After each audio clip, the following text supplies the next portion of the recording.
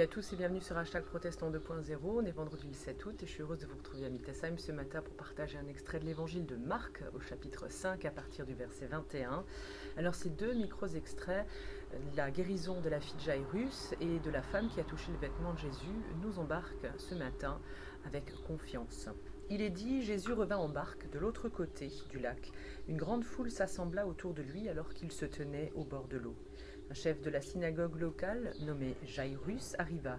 Il vit Jésus et se jeta à ses pieds et le supplia avec insistance. « Ma petite fille est mourante, dit-il, je t'en prie, viens et pose les mains sur elle, afin qu'elle soit sauvée et qu'elle vive. » Jésus partit avec lui. Une grande foule l'accompagnait et le pressait de tous côtés. Il y avait là aussi une femme qui avait des pertes de sang depuis 12 ans. Elle avait été chez de nombreux médecins, dont les traitements l'avaient fait beaucoup souffrir. Elle y avait dépensé tout son argent, mais cela n'avait servi à rien. Au contraire, elle allait plus mal. Elle avait entendu parler de Jésus, elle vint alors dans la foule derrière lui et toucha son vêtement, car elle se disait, si je touche au moins un de ses vêtements, je serai guérie. Sa perte de sang s'arrêta aussitôt, et elle se sentit guérie de son mal. Au même moment, Jésus se rendit compte qu'une force était sortie de lui. Il se retourna au milieu de la foule et demanda « Qui a touché mes vêtements ?» Ses disciples lui répondirent « Tu vois que la foule te presse de tous côtés et tu demandes encore « Qui m'a touché ?» Mais Jésus regarda autour de lui pour voir qui avait fait cela. La femme tremblait de peur parce qu'elle savait ce qui lui était arrivé. Elle vint alors se jeter aux pieds de Jésus et elle lui avoua toute la vérité. Jésus lui dit « Ma fille, ta foi t'a guérie, va en paix, délivrée de tout mal. » Tandis que Jésus parlait ainsi, des messagers vinrent de la maison du chef de la synagogue et lui dirent « Ta fille est morte, pourquoi déranger encore le maître ?» Mais Jésus ne prêta aucune attention à leurs paroles, et il dit à Jairus « N'aie pas peur, crois seulement. » Il ne permit alors à personne de l'accompagner, si ce n'est à Pierre, à Jacques et à son frère Jean. Ils arrivèrent chez le chef de la synagogue, où Jésus vit des gens très agités qui pleuraient, qui se lamentaient à grands cris. Il entra dans cette maison et leur dit « Pourquoi toute cette agitation et tous ces pleurs ? L'enfant n'est pas morte, elle dort. » Alors ils se moquèrent de lui.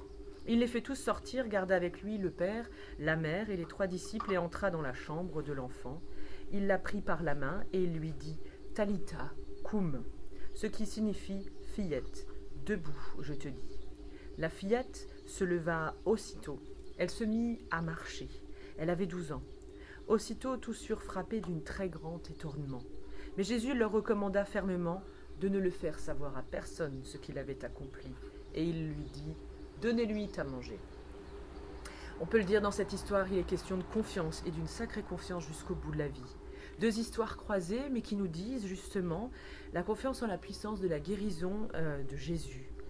Il y a Jairus qui va intervenir pour sa fille de 12 ans, qui est mourante, puis qui meurt. Et une femme qui va pour elle-même essayer d'intervenir pour se sauver. Sa vie est en train de s'en aller car elle perd beaucoup de sang. Et voilà, la force de la guérison, celle qui lui permet de toucher Jésus et qui va lui permettre d'être guérie. Jésus accorde la guérison et la paix à cette femme qui se jette à ses pieds, à celle qui reconnaît justement le Christ. La vie, en tout cas, s'en est allée pour la fillette, c'est ce qu'on apprend dans l'histoire, mais Jésus va lui rendre cette vie.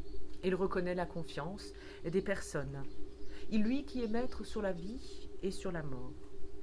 Mais à ce moment-là, dans l'évangile de Marc, on le sait, l'heure n'est pas encore venue de le révéler, car, nous dit-on, il faut encore garder un peu le silence avant que ne s'accomplissent les Écritures.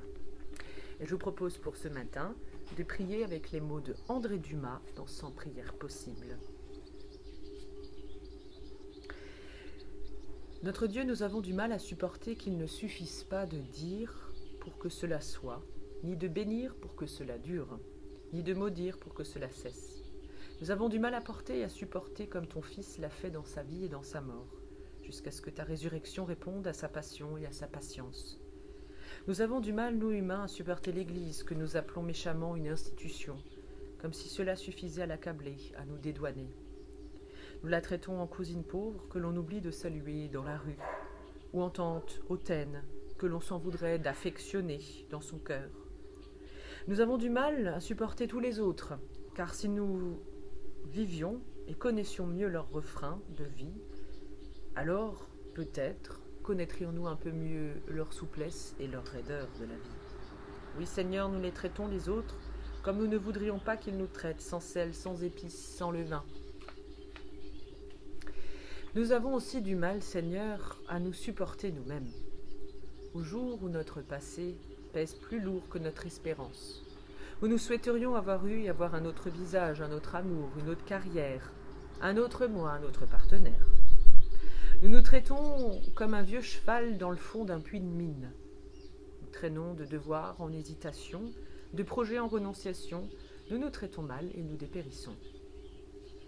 Ô Dieu notre Dieu, tu n'en veux jamais à qui se trouve insupportable. Tu as été élu, un peuple à la nuque raide. Tu as élu une église au cœur partagé. Tu as appelé des prophètes récalcitrants et tu as choisi des apôtres très fragiles. Tu n'es pas venu parmi nous avec un programme de redressement qui fracasse tout. Tu n'éteins d'ailleurs jamais la mèche qui fume un corps. Tu es un Dieu fort capable de porter et de supporter jusqu'à ce que ta ténacité emporte la victoire, que tu livres pour nous, avec nous et en nous. Ô Dieu, l'insupportable serait seulement que tu ne veuilles pas et que tu ne puisses pas nous supporter jusqu'au jour de notre délivrance. Amen. En vous souhaitant une super belle journée sous le soleil de Dieu, malgré la chaleur, et surtout, prenez soin de vous. Je vous donne rendez-vous demain matin pour la prière du petit-déj. N'oubliez pas notre rendez-vous ce dimanche à 11 h en vidéo avec une méditation en quelques minutes proposée par une collègue de notre union d'église. Je vous dis à demain.